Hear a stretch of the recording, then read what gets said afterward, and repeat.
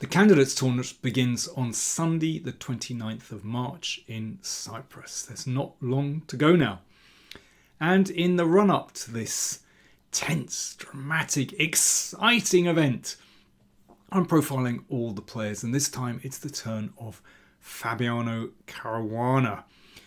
Currently number 3 in the world, a former world title challenger. That was in 2018, where he pushed Carlsen all the way to the tiebreaks. And undeniably, Fabiano is one of the favourites to win the tournament. So Caruana qualified for this Candidates Tournament by winning the 2024 FIDE circuit. Well, let's just have a look at those 7 tournaments that gave him the Grand Prix points to win the FIDE circuit. Wow, what a run of form he had. A couple of second places, but 5 first places. That's quite an extraordinary performance. But perhaps we shouldn't be surprised from a player who stepped into the world's top 10 in April 2013 and has never left the world's top 10. And of course, Fabiano has been rated well over 2,800 for a long time. I really like Fabiano's style. There's something very smooth about his best wins, in the way he keeps control, and often really elegant. I'd like to show you a game which was, well, probably quite a routine victory for him. But nevertheless, it has style and it really appeals to me. This game played in the Superbet Classic, one of the Grand Chess Tour events in 2024. So Fabiano Caruana playing white against Bogdan Deac, Romania's number 1 player, who's, well, you can see his ratings when this game was played is 2680. A very decent opponent. And interesting to see Caruana switch to d4. I primarily think of him as an e4 player, but these days he switches back and forth between e4, d4, sometimes knight f3, sometimes the English, to keep his opponents guessing. And here he's playing the Zamish variation against the Nimzo Indian, so very sharp. But Fabi does like to play with the 2 bishops. And clearly he's very well prepared, knows his stuff. So one of the points of delaying a3, so he didn't play this on the 4th move, is to let black commit the king to the king side, and that makes life just a little bit more perilous for black. But a pretty standard Nimzo position where black sets up with this solid pawn blockade in the middle. But yeah, white has these bishops. This bishop might come out to g5 to pin. That's pretty annoying. In any case, Deac decides to grab that pawn in the middle. And now goes on a bit of an adventure with his rook. And Caruana wants to just clean up in the middle. And there we go, he's got his pawn back. But Deac wants to play the endgame. But there is a weak pawn on d6, but that gets defended with the knight. And this is a really interesting moment in the game. So Caruana has the centre. Oh, he's got more space in the middle of the board. He's got the 2 bishops. But that pawn is vulnerable. So you could say that both sides have a clear weakness. They kind of balance each other out. But watch how Caruana deals with the issues in the position. And I love this. First of all, he pushes that rook away because he really doesn't want that rook hanging around looking at the a pawn. So the bishop bounces back, bounces round to b4, so doesn't have any problems with his a pawn. And now he starts advancing in the middle. Okay, the c-pawn needs defending, so rook c3. And this is quite a crucial moment in the game. The move that black would like to play is b5 to break through, exploiting this pin. But unfortunately, after these forced exchanges, basically white is coming out on top, because after this, rook b4 and the rook reaches b7. And white, of course, is a lot better there. So Deuk just had to wait. But now that white has control, so his centre isn't going to be broken down, then he can start advancing on the king side. a4, that's nice. So basically b5 is never going to happen now. So black is just reduced to passivity. And Caruana now just brings his king up the board. And having secured the centre, so I mean, this is huge now, he decides to make a break on the king side. And this is pretty uncomfortable for black, because it could be that white is just going to roll up on the king side, and the king steps forward, the rook, or maybe even both rooks, come across to attack the king. You can see that these rooks are rather stuck on the queen side. So this is what happened. An exchange on f5. The king came up. It's all very smooth. So if black does nothing, then this g-pawn is going to advance and just roll black away on the king side. d5. So exploiting this pin, but now watch what happens. Bishop e7, and this just cuts through black's position. If pawn takes pawn, then bishop f3. There's really nasty crossfire. Those bishops are deadly. Rook e8 played, attacking the bishop, and rook e3, and that was the final move of the game. That might seem a bit premature, but actually black is just lost here. So for example, if pawn takes pawn, bishop takes knight, wins material.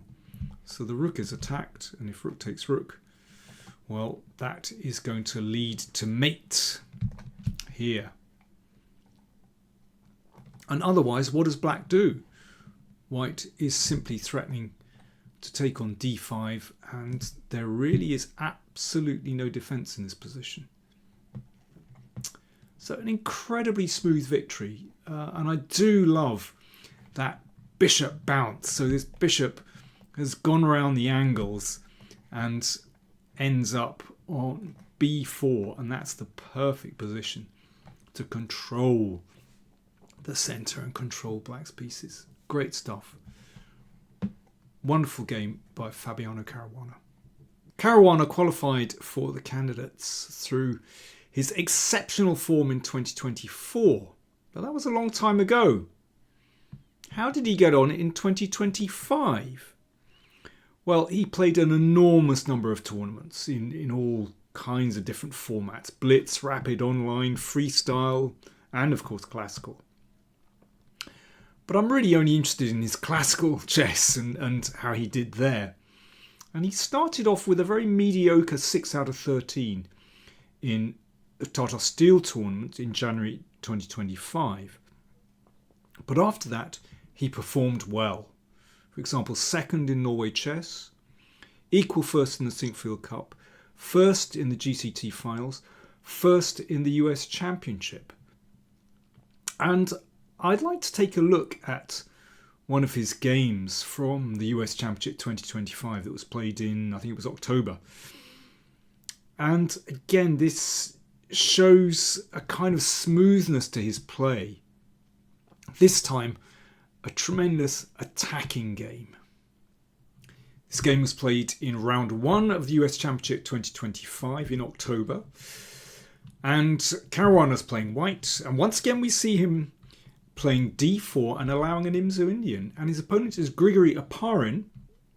You can see rated 2661 here. And Aparin is actually part of Caruana's team. that he trains with. So yeah, often an interesting dynamic at play. I wonder whether they'd analyse this opening together. Who knows?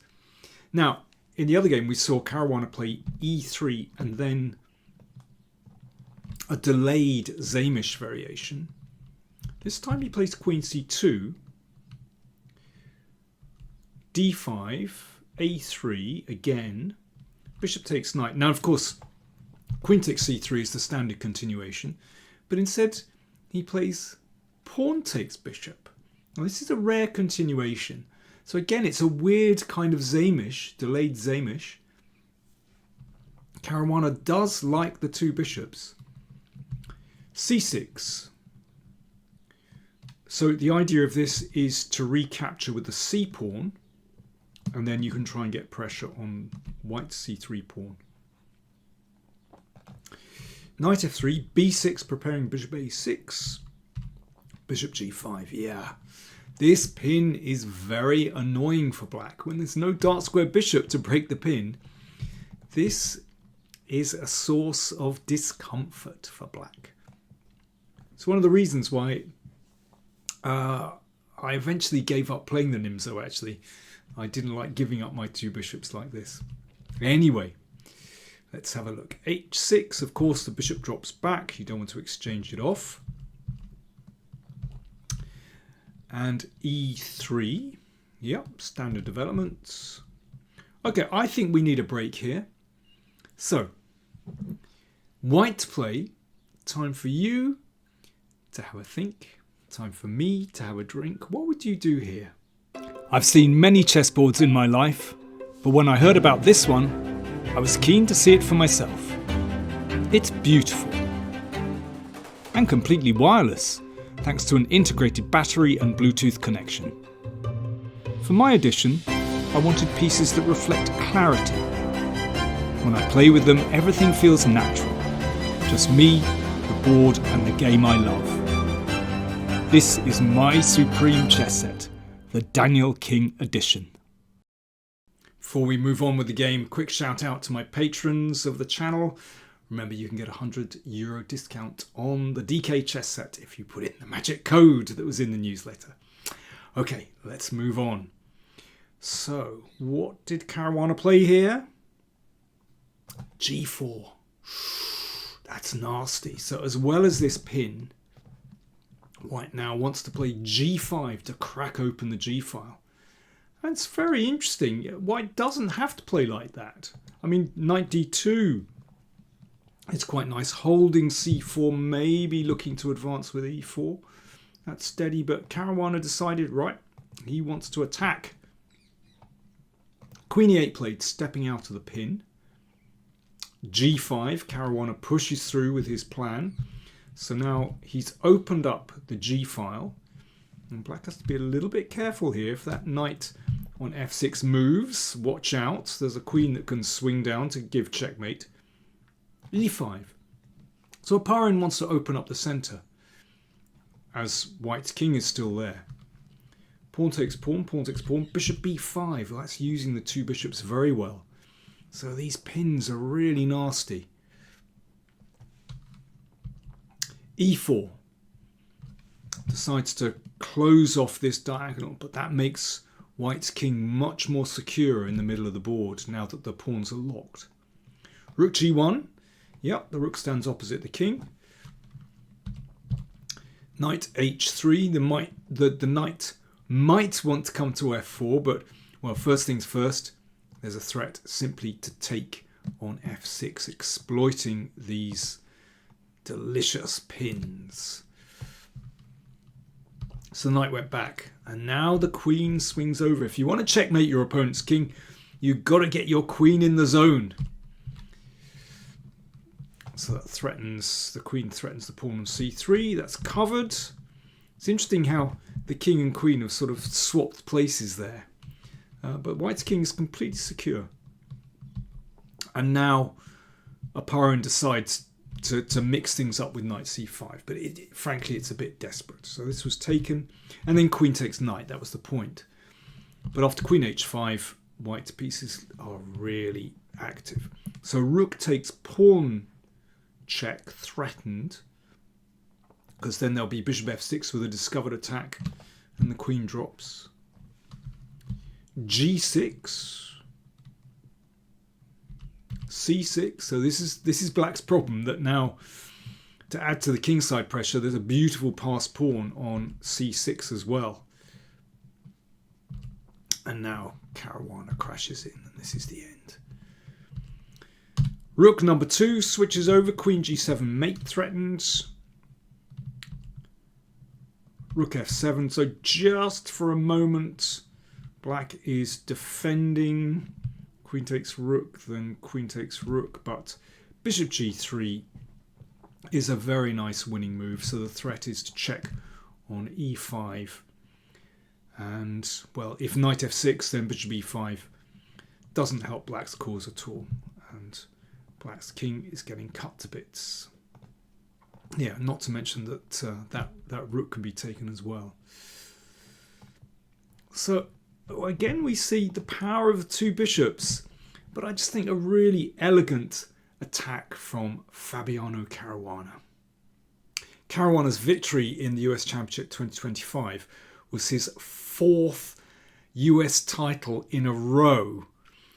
And that is an extraordinary achievement, considering that this is arguably the strongest national championship in the world. I should mention as a side stat that Caruana now has a 50-game unbeaten streak in the US Championship. So Fabiano is remarkably consistent at the highest level. Okay, so now let's take a look at his performances in the candidates tournaments. So he's played 5 times. First time 2016 in Moscow, where he came second, and actually that went right down to the final round. Again, consistency is the word that springs to mind. So he won in 2018, and he's come agonizingly close. Okay, there's 2016, but in Toronto 2024, that was down to the final moves of the final game in the final round. I mean, that was extraordinary. But such experience has to count in his favour. Does Caruana have an Achilles heel? He's such an all-round player. You know, it's hard to mark out an area of his play where you think, oh yeah, he could do better there. You know, he's so well prepared, plays beautiful strategy in the middle game, he's a great attacking player, plays endgames well, you know, he's careful.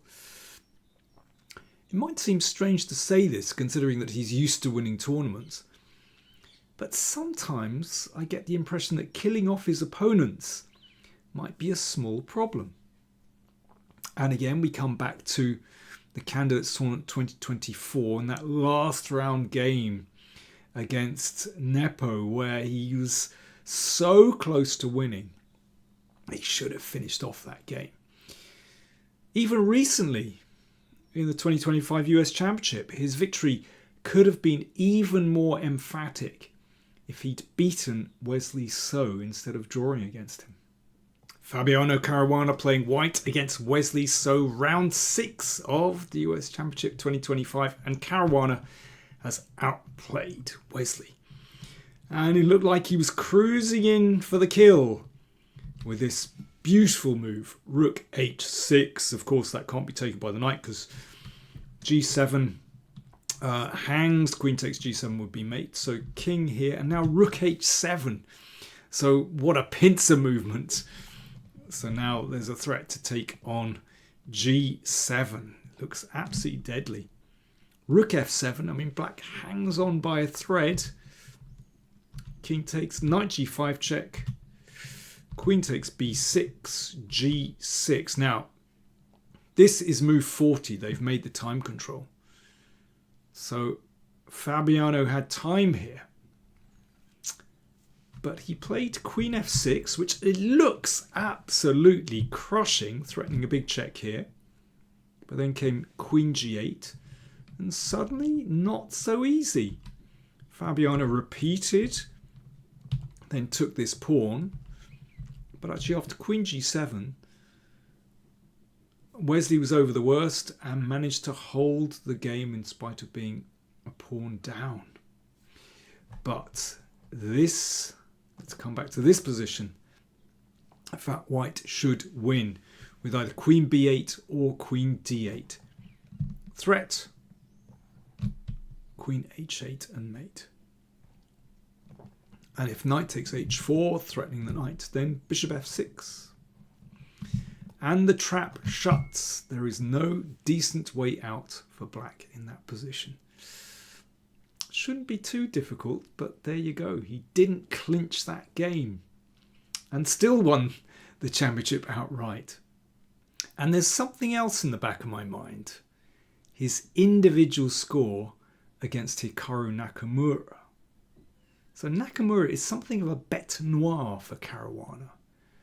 According to my stats, in 24 classical games, their scores are 18 draws, 5 wins for Nakamura, and only 1 win for Caruana. That's troubling. I don't know what it is. When I watch their games, Caruana seems to feel hustled by Nakamura. Anyway, having said all that, I still feel that Fabiano has excellent chances to win this candidates tournament. Can he deliver again? He's been around the block many times. At 33, can he still find the motivation?